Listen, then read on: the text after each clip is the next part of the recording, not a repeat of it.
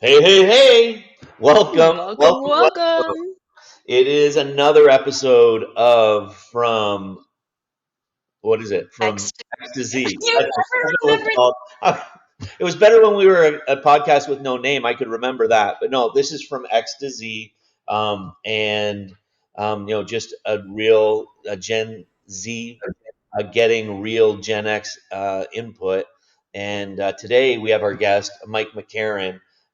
Mike is oh gosh, Mike, I consider you to be a trucking Oh industry man, titan. No, not an old man, a trucking industry titan. I saw a picture of you out celebrating somebody else's significant birthday recently.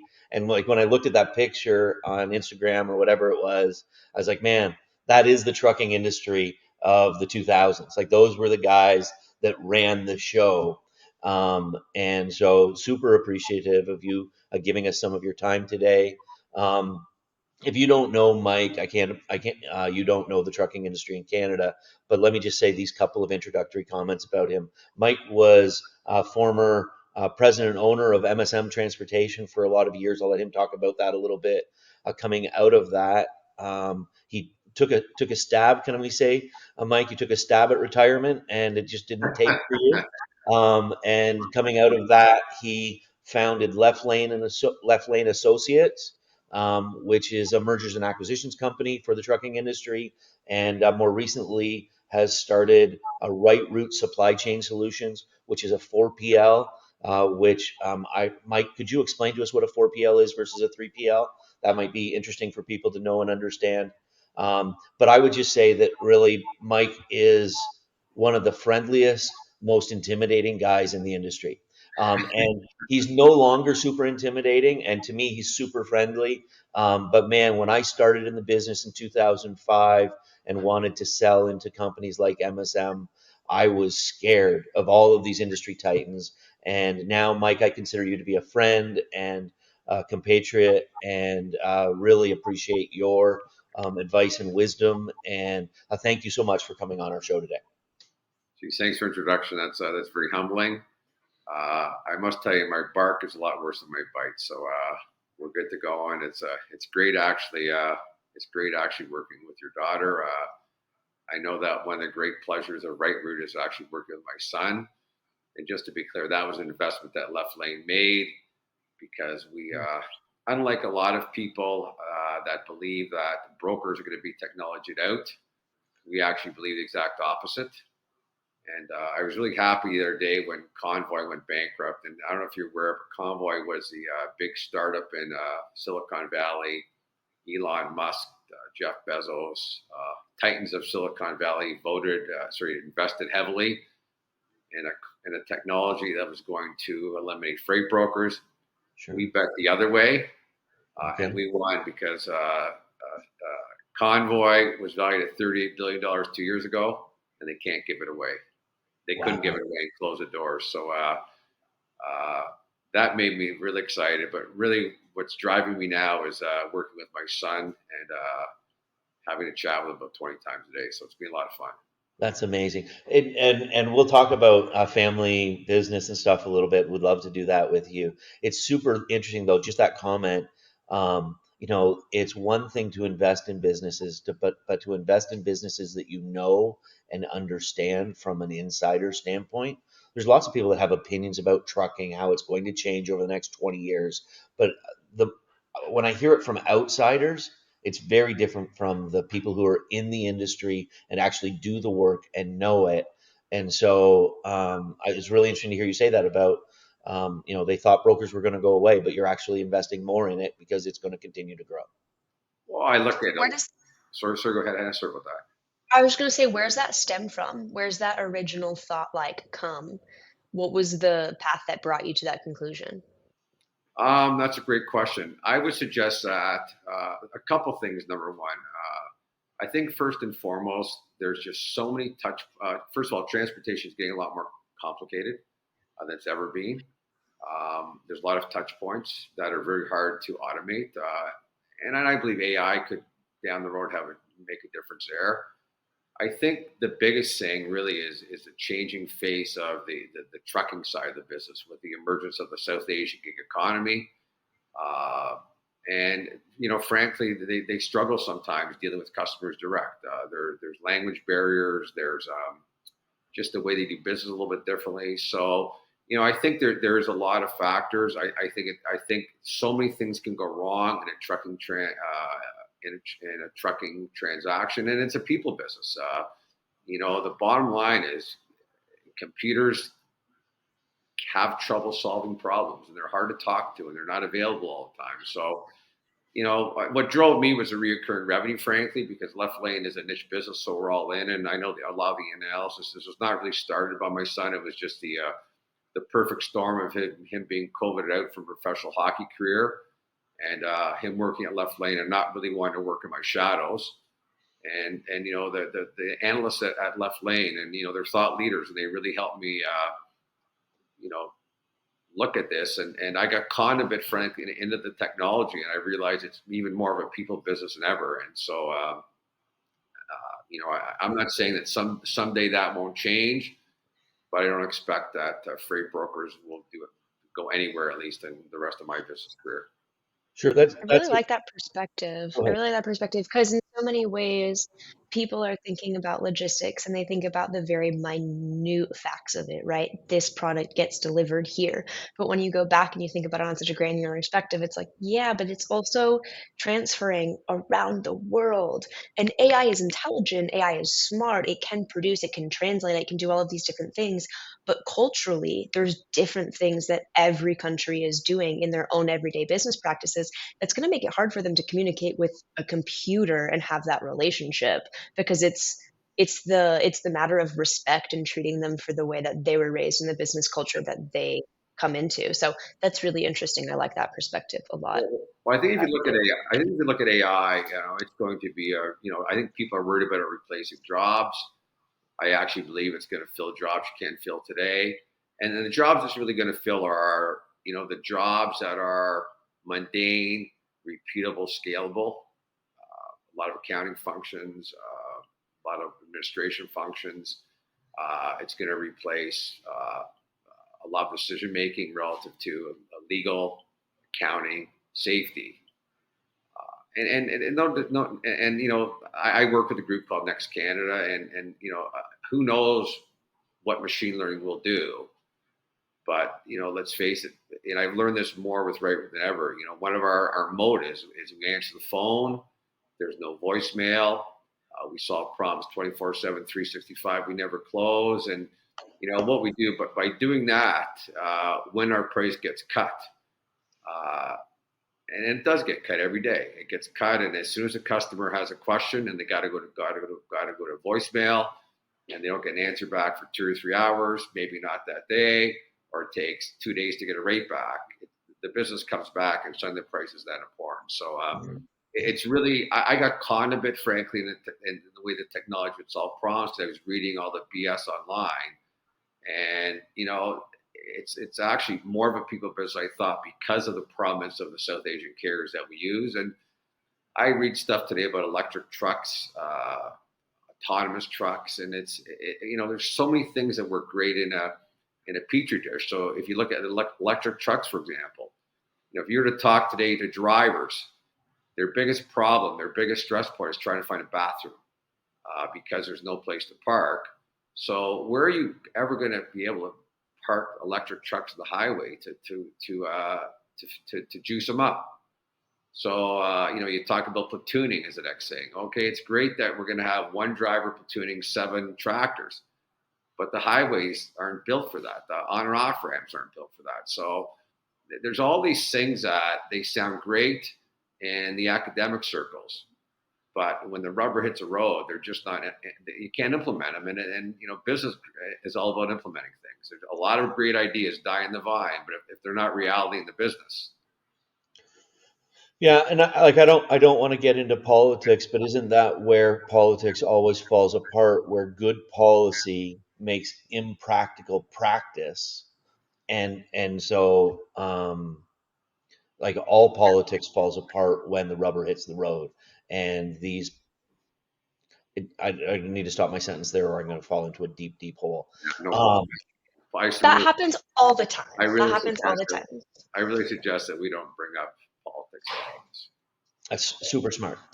Um, so But that's an interesting concept. Wait. Yes, yes. Let's steer clear of the politics for sure.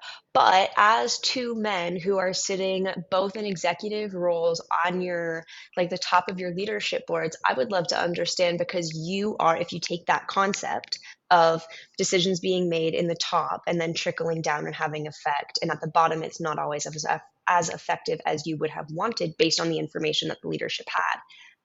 How do you start to solve that problem? Like politics aside, but upper management making decisions that when the rubber hits the road, crap falls to shoot. How do you start to solve that? What's the solution? Let me go Mike, first, Dave. sure, I'll go first. I'll go first and let you clean me up. What I would say is the best way to do that is to be engaged in relationship with the people that are on the road, people that are at the floor level, and let them influence your decisions. And they don't steer the ship, but they influence the decisions that you make. And I've been working really hard in my 50s to listen to people in their 20s.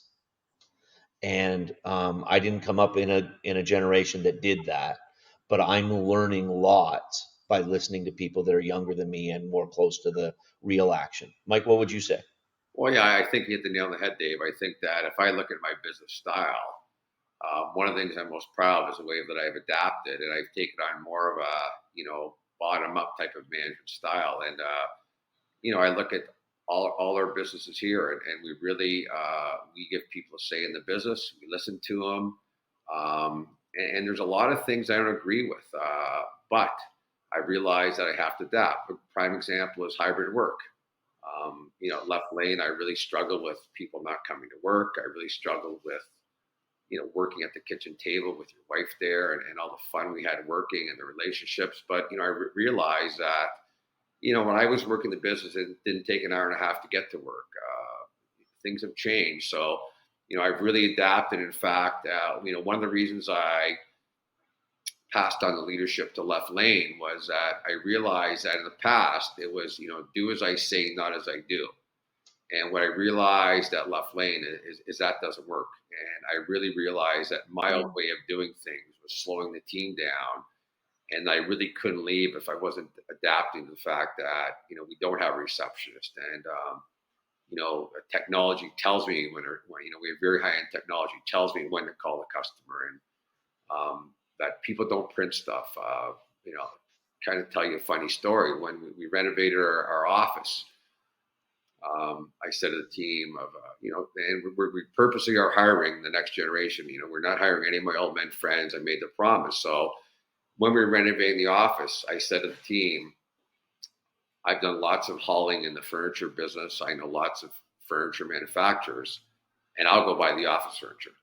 And I reported back about a month later saying I was really having a problem finding office furniture that had any place to store all the paper because we have a lot of paper. There's documents everywhere. And one of our young millennials put their hand up and said, Mike, no disrespect. We only have printers here because of you. We don't print anything. And I'm like, holy moly, you got to be kidding We me. only need one desk of paper. So I thought, Oh, that's what? really funny. Then I started looking at things really proactively, and I realized, what?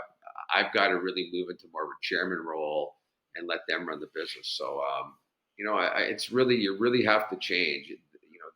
The bottom line is that good workers it's their show now.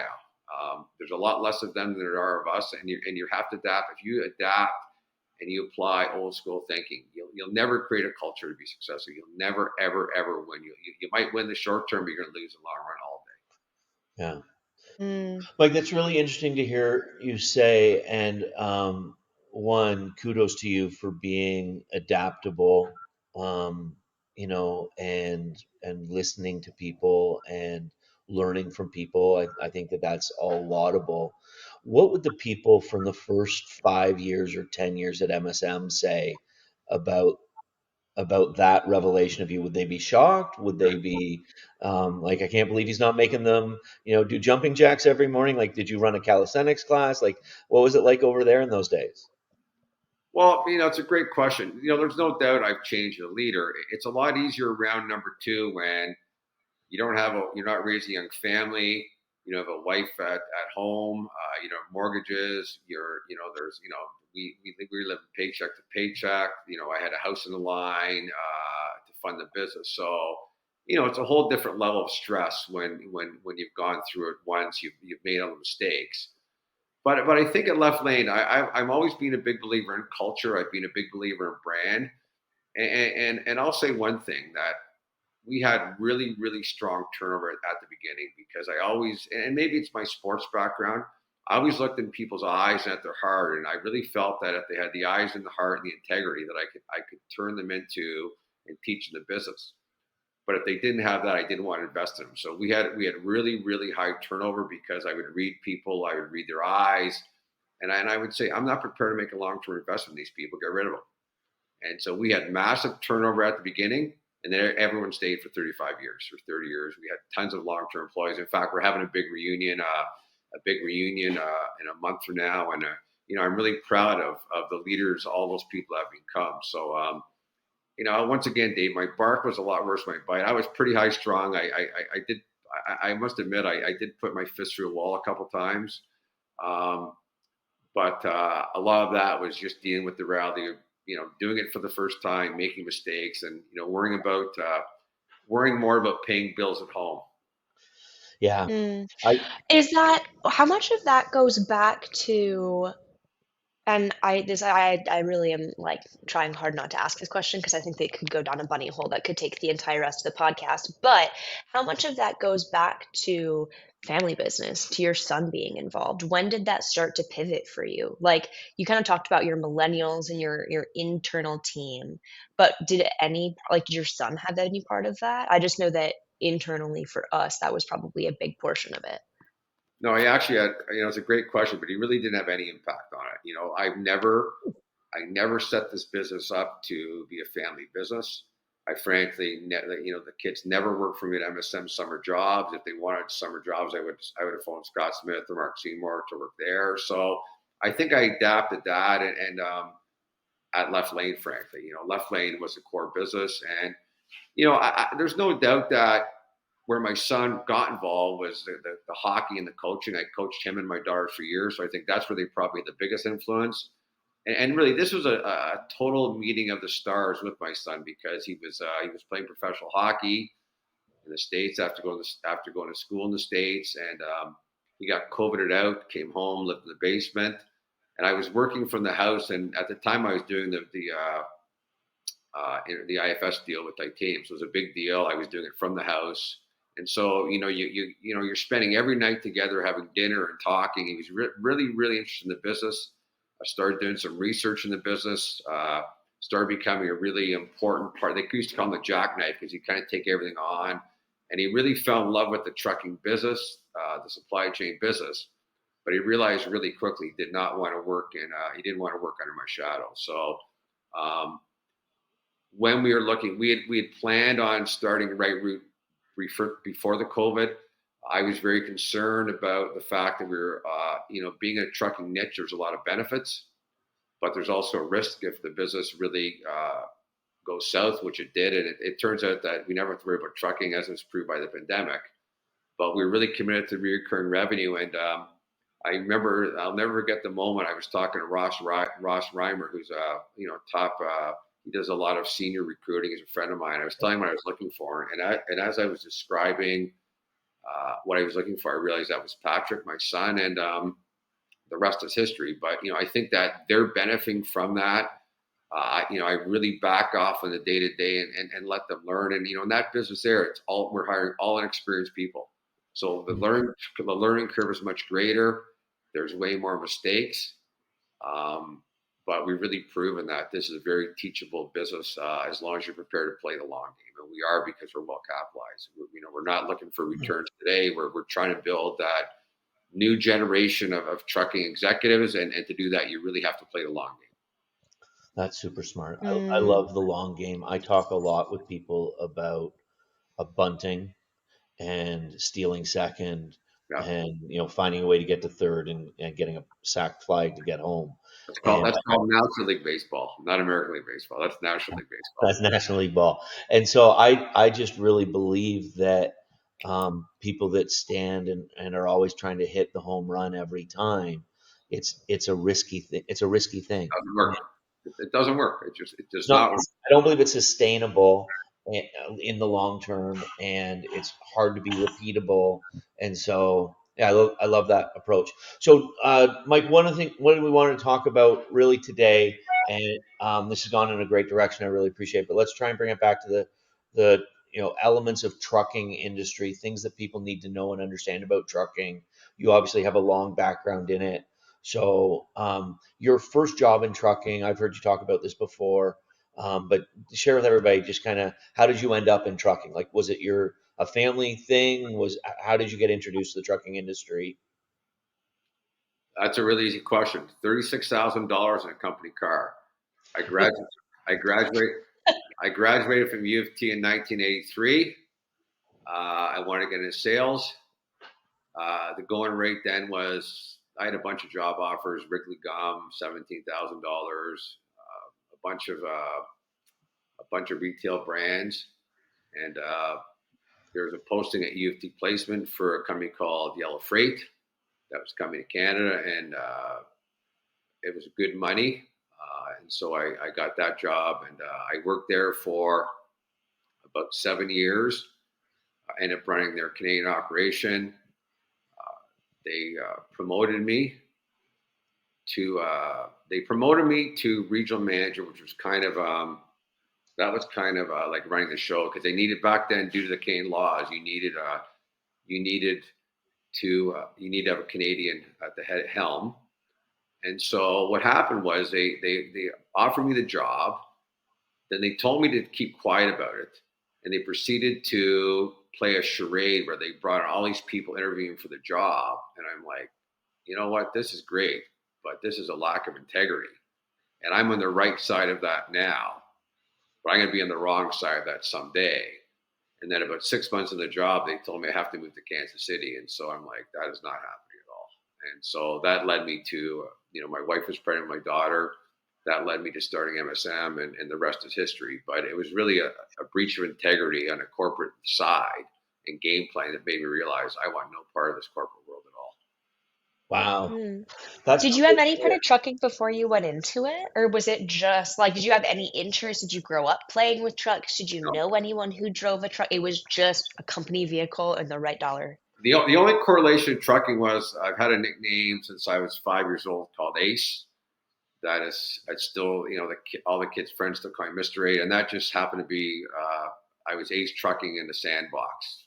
Legit story. I'm pretty I'm pretty sure you're Mike Ace, in our Yeah. So contacts, so that's really funny, I didn't know that. I've had that, and but no, it was really just about a career in sales, and it was all about the dough. It was pretty much double the money of anywhere else, and they were a real tough company to work for. I really cut my teeth, really hard to work for. Really, you talk about top-down management. They were rules, they were tough, and if they didn't like what you're doing, the first thing they did is they hired a private investigator to follow you around, and good luck with that one. yeah. That's wild. What was it like when you were starting to learn about the transportation industry? Like, as a post-grad young adult man, and you're starting to get interested, was it intriguing to you? Was it just kind of like this thing that you were doing to make ends meet? How did that kind of continue into what it became? Um, I would say it was great because it was a limited expense account, so it was a great. As a single guy, we had a lot of fun, a lot of customer entertaining. But you know, I never had a massive passion for it. It was a union business. It was before deregulation. I always wanted to be self-employed. I didn't know if that was possible. So I would say Yellow. It was a great training ground. I also learned a lot about not what to do as much as what to do. It was very much my way or the highway, and I know how much I fought that, and I was never like that. And the lack of it, and I got to be careful with this because there was a lot of highly integral people there with lots of integrity, but they beat you up real hard. It was all about them. They offered me 3 promotions along the way, and they just couldn't understand why you'd say no. Like the first promotion was I was in sales. We're going to make you branch manager in London, and I'm like, well, that's great news, but I'm not going to London. And they really struggle with that. But and so I probably learned more about not what to do than what to do. But it certainly got me realizing just how pivotal trucking is to the economy. Mm. Mike, you understand how we're both in the U.S. and Canada, and you've obviously made your career in the Canadian trucking industry and have many outreaches into the U.S. Yellow, as a U.S. based company at the time, do you think the U.S. has a much more transient population and people that will move from town to town for promotion like that? Do you think that that's what they just didn't understand was the Canadian culture around I'm a hometown guy. I live and work in whatever, and lots of Canadians don't move as much as Americans do for upward mobility. 100%. And the other thing to add to that, Dave, that's they definitely misread the tea leaves there. Like I used to joke, people would move halfway across the country for an upgraded 8 track in their K car. Like it was just unbelievable the disruption that was expected, and they misread that. And I also believe too that Americans we work to live, they live to work, and I could never understand that. It was very much the company comes first, and I actually think they would get a hold of people by moving people so much. Like I remember my boss, who I thought was a really good guy, a guy named Fred Major. May rest his soul, but Mm. he used to always say that I've moved 15 times this company in 30 years, and well, you're an idiot. Like I'm not doing that. Like I am not doing that. I'm, They're saying it with pride, and you're disgusted. You're like, I'm like, what's going you're on? an idiot. Why?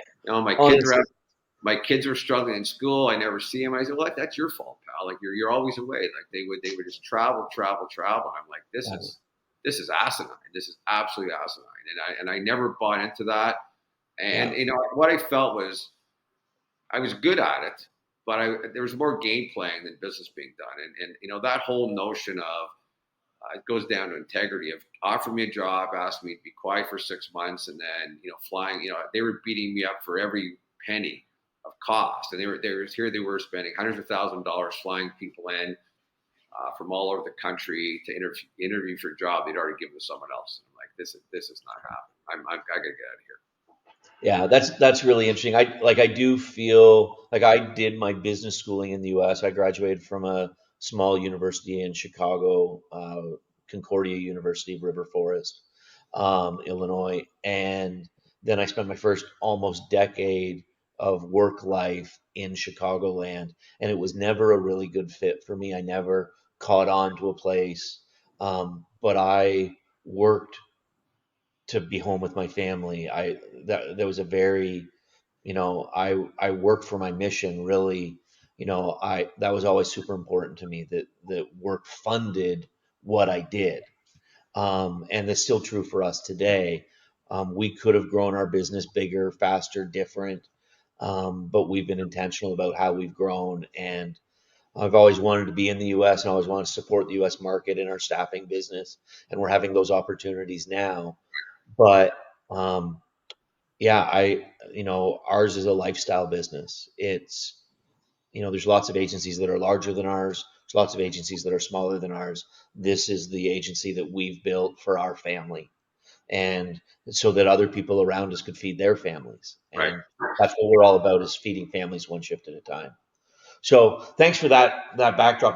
That's really helpful. Tell me a little bit about you know as an insider in the trucking industry, what is it that both from the C suite and all through the organization, because you've worked in a lot of variety of roles, what is it that outsiders to the industry should know about a driver's life, about, the importance of trucking to their life that they don't seem to understand or have any respect for, even about, how they should interact with truck drivers at truck stops and at um, on deliveries and on the road and stuff. Tell me a little bit about your perspective of all of that. That's a lot. That's a lot. That's a handful, man. So let's start with the industry. Okay. I think what best describes the industry is what happened during the pandemic. Mm. I think trucking has had a bad brand. I've lived that bad brand for years. I remember when I was chairman of Trucking HR Canada, I went and visited guidance counselors, and I played a game called Word Association. And I basically asked them, "What's the first word that comes to your mind when you think of trucking?" And it wasn't pretty. Mm. And the reality is I'm a big believer. Your brand is what people say about you when they leave the room. And the reality is that for the size, the importance, the scope, the opportunities in trucking, we're very understated as a career. Mm. I used to say it all the time at dinner parties. The people used to gear me about, the wheels are falling off, and we created that brand ourselves. There's no one to blame.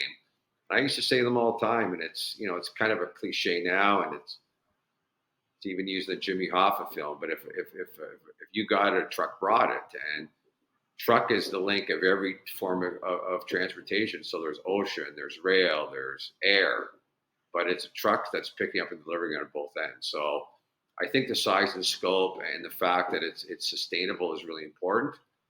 From the drivers, I'm actually really worried about the driving community right now. I think that we're doing a really job training them. I struggle with the fact that a hairdresser needs 4,000 hours, a barber needs 1,000, and I see this all the time in Uber drivers. We train them for 50 hours, we put them in a truck, and we send them across to Vancouver. And I think I'm really worried about the driving profession. I think there's an underbelly of trucking we've never had before. That's largely being driven in the newcomer communities. I worry about the lack of a national voice. I really worry about the unsafe roads. And I've been a big believer that trucking should be a certified trade. I'm a big believer it should be an apprentice job. But the problem is in the industry we can't cannibalize ourselves because I spent a lot of time in Ottawa lobbying the government about this. And what I always get back at me, well, it's great, Mr. McCarron, that you say this should be a certified trade. It should be up there with electricians and plumbers and things like that. But when we look at the want ads for your industry, your stakeholders say no experience required. So no, it's not happening. So once again, it's a real uphill battle, and I think the business is evolving, and frankly, the way it's evolving, I think, is making it more difficult for drivers. I think many are being forced into. And I talked about this in one of my columns. I know that the OTA had a big campaign about choose to truck, and I really support it. It talks about the benefits, the vacation pay, the work, the career. I used to be a proud job trucking, so you get and they were advertising on TikTok and Instagram. They're doing the right things, and then the problem you have is to an outside of the trucking industry is the trucking industry. So they go apply for a job, and their employer says, "Well, you get no benefits, and you got to be self-employed, and you get no vacation pay, you get no workman's comp," and it's just the reality of the culture they're attracting. But I'm really worried about the driving job. I was up talking to a friend of mine recently. They own a large warehouse, and he said, I can't come out today because we're having a problem here. Our shunter didn't show up. I said, what do you mean your shunter? You don't own any trucks. He goes, no, we have to shunt when carriers come in to pick up the freight. The drivers can't back the truck into the dock. I'm like, what are you talking about? So you're telling me that, first of all, why are you giving these guys business? I kind of gave it to them a little bit. So you've got a guy who's taking a load to California, or girl, or whatever gender they are. They can't back the truck into the dock, but they're taking that load 2,800 miles in the winter. That's a problem. That's so scary. And That's the driving job really scares me right now because we're putting unqualified people on the road. And to me, that's where the association's focus should be. This whole, I don't want to get into gig economy, but that's not going anywhere. We have to make these roads safer. And all you have to do is drive along the highway. And I see too many trucks being held together by duct tape these days. Yeah. So what's the solution there? Because when you look at if you look at the concept of if you can see it, if you can touch it, if you can feel it, a truck brought it. If you've got it, a truck brought it. So that means that transportation spans every industry and every company because well, not every, but many, many, many companies.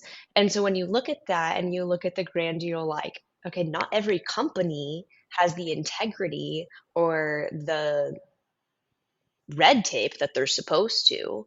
And so, of course, like some companies are going to be hiring unskilled drivers and they're not going to be requiring that when they should, but maybe they don't know that they should. Like, there's so many little issues that fall into that. How do you start to begin to even solve that problem? I wish I knew the answer, Hannah. I think that you've got a couple challenges. You've got a huge driver shortage coming down the pipeline. You know this in your business as well as anyone. You had a lot of people exit, a lot of older drivers exit the industry. The reality is I don't think that uh, North American groomed kids want the job anymore. It's a very tough job. You're away from your family a lot. You miss every baseball game, every ballet recital, every parent teacher interview. I was allowed to go to parent teacher interviews, but Understandable. you miss all that. It's a tough job, so we have to adapt to that. And so you've got people trying to fill a need. And I don't want to get into politics, but we're living in an economy now in Canada that that with the Liberal government fumbling, the only way we grow our gross domestic product is through immigration. 28, 30% of that's coming from South Asia. They want to drive a truck. And I'm not putting this on the South Asian community at all, but there certainly is an underbelly there. There's a lot of fantastic South Asian carriers. We use a lot of them at Right Route. But I would suggest it's the newcomer carriers that are causing a lot of these problems. The legacy guys have got the training figured out. They're playing the long game. They're investing in safety. They've never driven safer. But so I think it's a real systemic problem. Um, So, Mike, that can I already ask you this can I ask you this question? How do we get the um, how do we get the industry to reach into that newcomer community and make them feel welcomed and a part and drawn into a good quality way of doing business and to um, not ostracize, alienate um, them? But while still protecting the people and the freight that need to be protected. Yeah. Like, how do you Yeah. How do we raise the bar? How do we help them raise their own bar? Well, I think a couple things. I think first of all, it takes two to tango. I think both sides are blaming this. I believe that I wrote a column for the start of the new year about the goal has to be unity. I believe that we really have two competing industries within an industry now. You've got the legacy carriers, the newcomer carriers, and they don't work together at all. But where it's kind of hypocritical is that a lot of the legacy carriers, they do have freight brokerage divisions that give newcomer carriers lots of business. So there seems to be inclusion on the front line, but there's not necessarily inclusion at the C-suite. And I also blame a lot of the South Asian carriers because this is going on in their communities. It's going on in their temples, their place of worship, and they're allowing it to happen. And there's some excellent newcomer carriers. So I think it's like anything. I never want government to solve problems at all. I believe you got to take care of your own, but I think at some point in time the industry's got to get inclusive.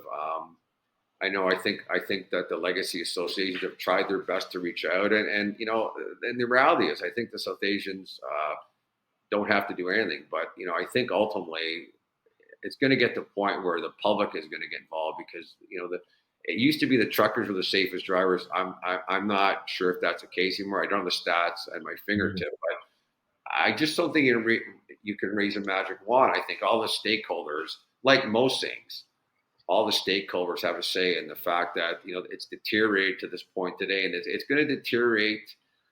I have a daughter who's a former addict, and things often don't change unless it's rock bottom, and we're unfortunately a long way from that still. And a lot of it is this driver shortage and just the reality of our immigration today.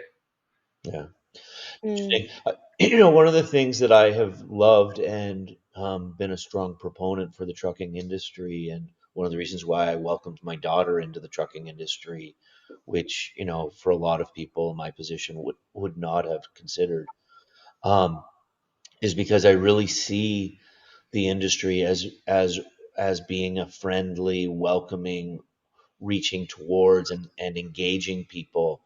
Um, and we need to find a way to extend that reach to the South Asian community so that they can be a part of what is, I believe, among the greatest brotherhoods or fraternities or groups of people that are for each other. When I don't think it's unknown that I'm a fairly religious guy. And when I think about the church, I want the church to be for people. And I don't know that I know another industry where the owners are for each other's successes like they are in the trucking industry. Like I go back to that picture I mentioned earlier of you and and your birthday party for your Mark cronies Seymour, yeah, from Mark from Art Seymour, and Smith was there and a bunch of guys. And like I have by I'm very privileged to sit on a couple of boards with some of those men and have seen them at work for 20 years. And in our industry, in the staffing industry, it's like eating each other's lunches all the time, and it's a road to the bottom. And what I see in the trucking industry that I just love is, hey, I have a specialty here and I run this lane really well. Do you have any freight that I can run for you at a rate that we can both make some money on? And the friendly camaraderie and for each other's benefit that I see in the trucking industry. And I might be naive, but I believe that I see that. I see that in the brokerage side of things. I see that in for hire carriers.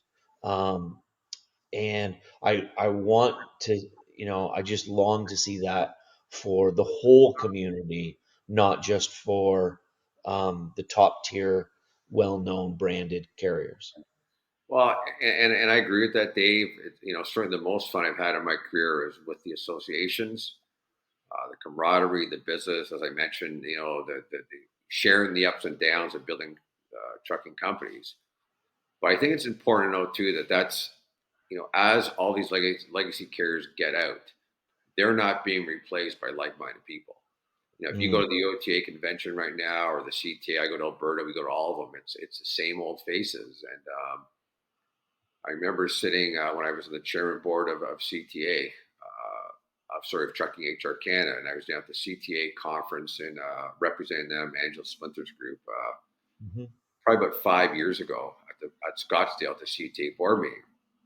And I was sitting. They have a big big barbecue one night outdoors, and I was sitting there with my pals, Mark Seymour, Norm Mackey, Brian Taylor, Scott Smith. And we'd be coming to that for 20 years. We'd all been on the Canadian Trucking Alliance board. And it was about a third of the size that it used to be. And I mm, remember turning to one of them, I said, what's the one similar thing here that was the same thing 30 years ago?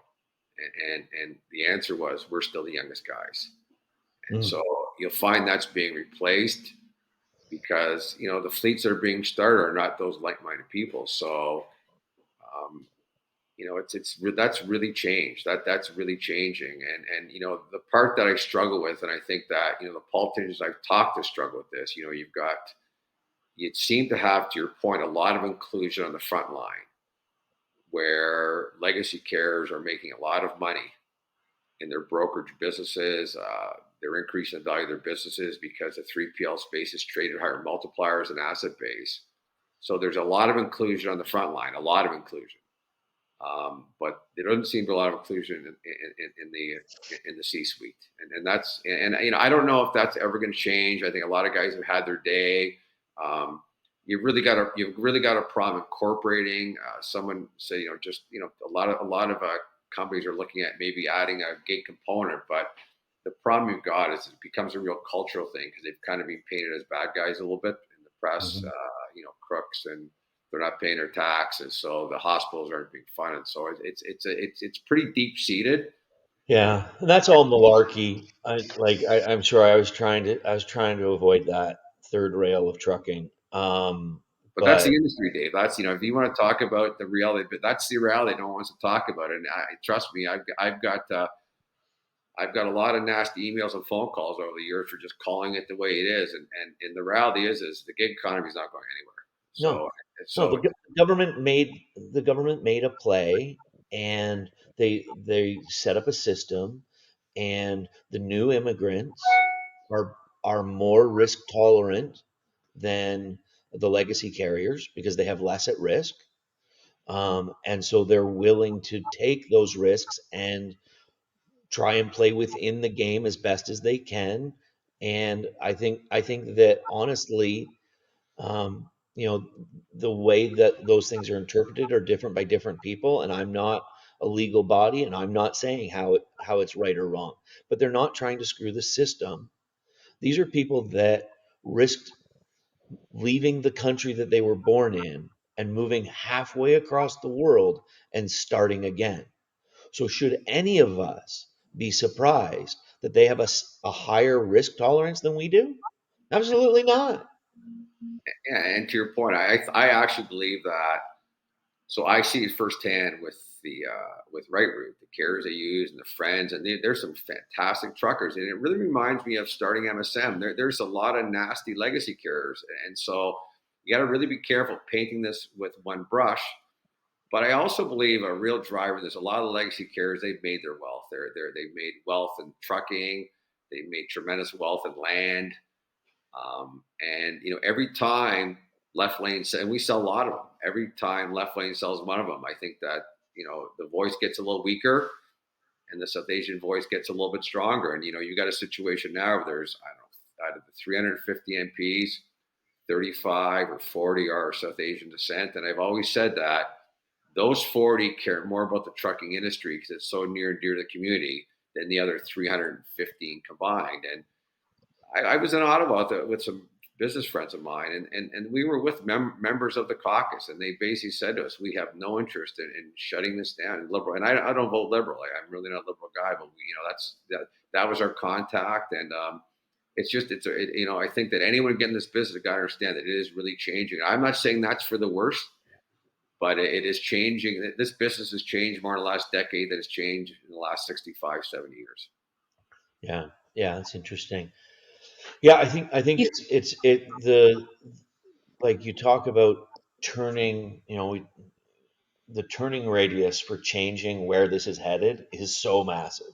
We're talking about the trucking industry. Maybe we should throw a trucking term in, but the turning radius of this issue is so big. And the one of the challenges is you get associations, or you get individuals that really want to push their agenda, but they talk like it could turn on a dime, and it can't. No, It's no. this, Well, yeah. because I think the important part to note is I think this is the reality of work today. This is not a trucking issue. This is a global phenomenon. This gig economy, and it's not changing. I think I read some HR block. There's almost 8 million Canadians that work in it. Um, I found it really interesting recently that in the states, no one really wants to talk about this, but if you look at Joe Biden, and they reverted a law that Trump enacted that really makes it harder to be an independent contractor. And interesting enough, both the Truckload Carriers Association and both the ATA spoke up against it, which you think they support. Now, they didn't say about gig workers, but I think that's their way of saying, like reading the tea leaves and saying this is coming down the pipe. So, I don't, I just don't think that it's no matter who we had in Ottawa. And I'll say one thing: there's a very low chance Trudeau gets reelected in the next election. The PCs will have no interest in doing this at all, in changing it. And the last thing you're going to get is the last thing you're going to do is Seamus O'Regan dealing with this a year before an election. So, I just think it's not a Canadian issue. I think that where we've got caught a little bit in trucking is, the trucking industry, they've done a good job kind of branding the gig economy, but the gig economy, that genie's out of the bottle. So I think it's more my stand. All this is let's deal with it. Let's not try and placate this.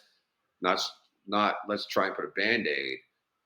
Let's deal with the reality. And that's where I largely struggle with some of the voice of the industry saying, like, you're really misleading people, because let's get all in. To your point, let's try and figure out a way to bring these industries together so the roads can get safer, so that workers aren't being abused, workers aren't being conned. I saw a Hannah Grin, and the irony of this, and this happened coming back from the OTA convention.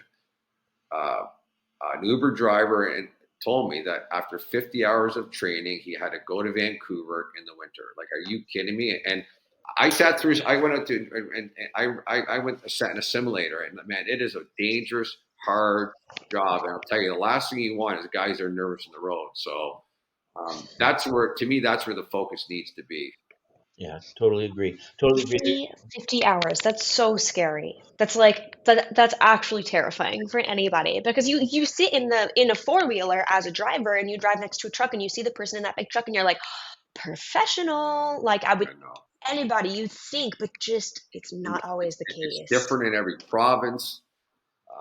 I saw recently some of the associations want to get their own driving schools, but you got to get the root causes, because that part of it, and that's the interesting part. There used to be an underbelly of trucking that got clean. Now it's a different underbelly, but there's a lot of immigration fraud. The driving school thing is just in shambles. Yeah. We train people long enough to basically get their education, but once again, that boils down to the industry. When the industry's saying that no experience is required, then what's the government supposed to say? And I had them tell me. I remember spent a lot of time in Ottawa, really fighting with Angela over this. And um, you're saying it's a skilled trade, but the people hiring for jobs, the ones hiding behind driving schools often, and that's another part of the hypocrisy is the people hiding behind driving schools to get access to drivers that want to be as contractors, but keeping their lily white image for the rest of their employees, which I get, but there comes a point where we say, guys, like, let's get on with this. Yeah. Yeah, it really is it's a really difficult subject. Thank you so much for that conversation about it. I think that um, there's no easy answer. It's going to be a lot of work. It's going to be a long time, and it's going to take really coming together to work together towards a solution. And as a result of working together, we will be. Hannah said it. Better together. It's right here. Oh, uh, Yeah, it is a really interesting concept, but thank you for speaking on it, because it's not always the easiest thing to talk about. And specifically, I mean, we didn't tell you that we were going to talk about that. So just to flow into it, it's a We just it's blame a me. very it's a very engaging conversation though. No, and just yeah. like, I just come back to chicken or egg. Like, is it the chicken or the Yeah, egg? But you're right. There is no correct answer, but it's so hard because people, like, if the concept is the professionals who are hiring them aren't requiring the experience, well, yeah, but that's all of human society. Not all of human society is smart enough to make that decision, and as the government, in my personal opinion, I would hope that you would have the forefront to say, hey, let me help you do this. But anyway, Well, move on. I think just one quick point to summarize that, and then our last question for you, Mike. I think the reality is that in all occupations, we're seeing people come into them with lesser skills than 10 and 15 and 20 years ago. And so that's just an issue, universally in the employment right. sector, Agree. and trucking is one of those sectors. Agreed. Um, so understanding even all of this backdrop and challenges that the industry's facing, you're still investing in the trucking industry personally, your time and energy and your resources. Why should the next generation take a serious look at the trucking industry as a career path for themselves, whether it be in a truck or in the yard or in the a warehouse or in the office or in management, why is trucking still a good industry to get involved in? So it's a great question, and obviously I'm extremely bullish on the industry. It's in my blood. I love it. I wouldn't do anything else. So I think there's a couple things about the trucking industry. I think the number one is just how important it is to the economy, to the country, to our lifestyles, and I think pandemic raised the bar tremendously with that. Um, I think that it became, we see in left lane, just, actions speak louder than words. So prior to the pandemic, private equity, family offices, private investors never had much interest in the industry. Mm. Now they're great interest in it because of the fact that it's so sustainable, and let's face it, came through the most difficult period we ever have. So I think the stability of it is spectacular. I think number two is that you don't need experience. I believe as an industry, we put way too much emphasis on experience. I think we've proven it right route now. We hire non experienced for a reason. We train them, we teach them. It's a very teachable business, and it's a great career. I think that I learned years ago that we placed people place too much experience. This is a really, really easy business, I believe. Yes, there's skilled jobs. Don't get me wrong, you can't hire a non experienced safety manager, but I believe, and it's kind of like I ran junior hockey teams. People would say to me, how's your team going to be this year? Who you got in the first and second line? I would say the guys that played third and fourth line last year. And it's a process of evolution. It's a build. And we won a lot of championships because I refuse to bring in. I don't like bringing outsiders. Like I commit to our team here. No one's going to be your boss. The boss is going to be in this room. Unless it's a skill we just can't find. That's very rare. So I think that it's a business. And I think the business is really changing. I think it's a lot more inclusive. It's a lot more friendly to ethnics. It's a lot more friendly to women.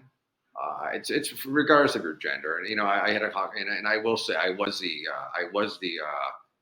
anonymous source that talked about the Christmas parties that we used to have, and I know that raised an uproar online, but that's reality. Hannah asked me a question, I gave her the answer. I laugh. I think back to when I started in trucking. That trucking companies actually gave out calendars with bare-breasted women on it. Wow. And the industry changed. And am I proud of where it was? No, but I'm not one of these people that says, we need to shoot people for what they did 40 years ago. I think you have to embrace people for changing the way they do things. And I really struggle with this.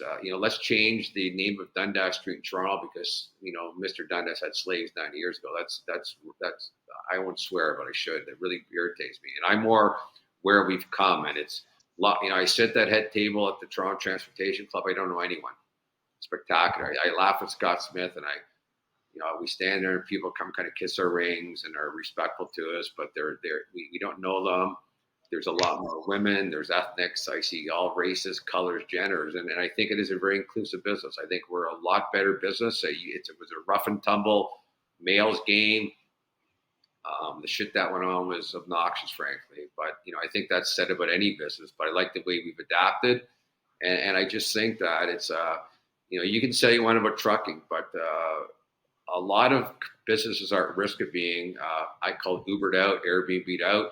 Trucking's not going to be one of Mm. I really like that. I think the reality is that we all have history that we have to overcome. The trucking industry is no different than that. But I'm proud of where the trucking them. Yes, industry is today, absolutely. and I'm a proud member of it. And I think that that's a great place. I think that when we get offended over mistakes that people made long times ago, when we take new affronts to old foils, that's really troublesome. The question is, where's that person at today? Are they maybe more broken about their behavior 2 decades ago than you're even pissed off about it 20 decades later? Like maybe they're really upset about the way they behaved, and I you think of, can't I know think of, that. I think of the language I use, the jokes I told, the things I accepted as norms. But you can't judge people of what their behavior 40 years ago to today's norms. And I think, do we have a long way to go? Absolutely. But I look back on the progress, and I am proud of the industry, and I'm worried about it. But it's a much more inclusive place. It's a safer place for women. Like I think most of society, frankly. But I think trucking is more of a rough and tumble business. And I think it's losing that. I think that if you're looking at trucking 40 years ago relative to other businesses, if you're bell curving it, we're at the bottom, and I don't agree with that anymore. I think that we're right up there with the best of them. And I think, frankly, our issues with the gig economy are not inclusive to ourselves. So I think there's a lot of industry struggling with this. So, I think there's a lot of reasons to make trucking a career, and I think as an industry, we have to lose this. You have to bring these skills and focus on, feed the entry level jobs, teach your people a business, and grow and develop your own people. Sure. Well, Mike, I really have appreciated your time. What I would say is don't measure people based on what they were 20 years ago. Measure them on who they are today and how they've grown over that period of time. And I would suggest that the trucking industry is outpacing the norm or the average in the way we've grown over 40 years. And we're much more inclusive and much more in tune, um, as a comparative to where we were back then. And so I think that is lots of room for encouragement for people. And you are a lifelong learner and are applying those lessons all the way through in your management and in the way you work with people. And so I really appreciate your time today. Hannah, did you have any kind of wrap up that you wanted to? Oh goodness. Not that it'll keep us ending the conversation here. No, no. I think I'm gonna have to give Mike a call, and we're gonna have to keep talking because this has been really interesting, and I've got a couple additional questions. But I think that that's a perfect spot to wrap it off. I mean, it is so true that you are not who you were a year ago. You're not who you were yesterday, and ideally, you just continue to keep learning and growing. And with time and experience and challenges, people will do that and people will learn and grow together. I think it's interesting that the two of you have probably been able to grow alongside of one another. It's one thing that I'm really valuing a lot in my friendships right now because I'm just starting to get a little bit older. So I'm starting to see some of my friendships transition from that. We were kids together, we were teens together, now we're growing into adults together. And there's something so unique about a relationship that allows you to grow with one another rather than sit in this like continual, are we going to talk about it, are we going to keep pushing, are we moving into that next step with one another, or are we always going to stay where we were? And so as someone who is young, who is fresh and is coming into it, to see two people like such as yourselves grow with one another through that is encouraging and gives me reason to support pushing the next generation into it as well, because there is so much room for them as you guys create room for them. So thank you for that. Awesome. It's fun. And you ever want to do round two, just give me a call. It was fun. Absolutely. This was great. But we'll wrap it here and make sure you tune in again for the next episode. Cheers. Thanks a lot, Mike. Or thank you, Nora.